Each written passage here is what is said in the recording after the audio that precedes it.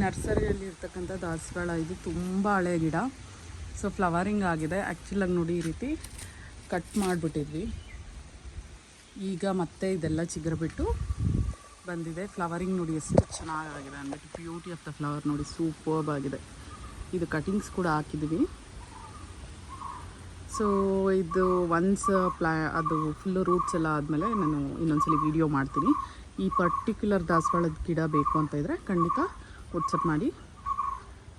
ಈ ದಳ ನೋಡಿ, ಒಂದಿದೆ, ಎರಡಿದೆ, 3, ಇಲ್ಲೊಂದಿದೆ, 4, 5, 6, 6, 7 ಇದೆ. 6-7 ದಳ ಬಂದಿದೆ. ಒತ್ತಾಗಿಬಿಟ್ಟಿದೆ. ಹೂವು ತುಂಬ ಚೆನ್ನಾಗಿದೆ, ಸೂಪರ್ಬ್ ಆಗಿದೆ. ನನಗಂತೂ ತುಂಬ ಇಷ್ಟ ಆಯಿತು. ಸೊ ಅದಕ್ಕೋಸ್ಕರನೇ ಇದು ಸ್ವಲ್ಪ ಕಟಿಂಗ್ಸ್ ಕೂಡ ಹಾಕಿದ್ದೀವಿ. ಸೊ ರೂಟಿಂಗ್ ಆದಮೇಲೆ ನಾನು ಇನ್ನೊಂದು ವೀಡಿಯೋ ಅಪ್ಲೋಡ್ ಮಾಡ್ತೀನಿ. ತುಂಬ ಚೆನ್ನಾಗಿದೆ, ಸೂಪರ್ಬ್ ಆಗಿದೆ.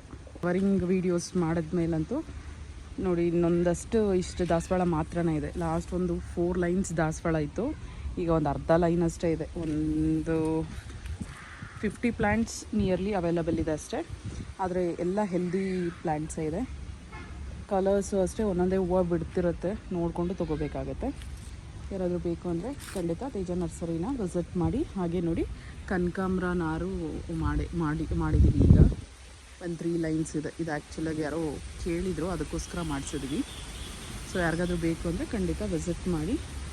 ಇನ್ನೂ ಒಂದಷ್ಟು ಹೂವು ವೆರೈಟೀಸ್ ಗಿಡಗಳಿದೆ. ಬ್ಯಾಕ್ ಸೈಡ್ ವೀಡಿಯೋ ಹೋಗಿ ನೋಡಿ, ಗೊತ್ತಾಗುತ್ತೆ ನಿಮಗೆ ಯಾವ್ದಾದ್ರು ಫ್ಲವರ್ ಪ್ಲ್ಯಾಂಟ್ಸ್ ಅವೈಲಬಲ್ ಇದೆ ಅನ್ನೋದು ಒಂದು ಡೀಟೇಲ್ಸ್ ಸಿಗುತ್ತೆ. ಸೊ ಎಲ್ಲ ಪೂರ್ತಿ ಪಾರಿಜಾತದಿಂದ ಹಿಡಿದು ನಿಮಗೆ ಸಂಪಿಗೆಯಲ್ಲಿ 2-3 ವೆರೈಟಿ ಇದೆ. ಖಂಡಿತ ವಿಸಿಟ್ ಮಾಡಿ ನೋಡಿ. ಆಲ್ರೆಡಿ ಫ್ಲವರಿಂಗ್ ಅನ್ನೋದಿದೆ ತುಂಬ ಪ್ಲ್ಯಾಂಟ್ಸಲ್ಲಿ, ಎಲ್ಲ ಆಲ್ಮೋಸ್ಟ್ ಎಲ್ಲದರಲ್ಲೂ ಇದೆ. ಸೊ ಬಂದು ನೋಡಿ ತೊಗೊಳ್ಳಿ. Thank you so much. Bye.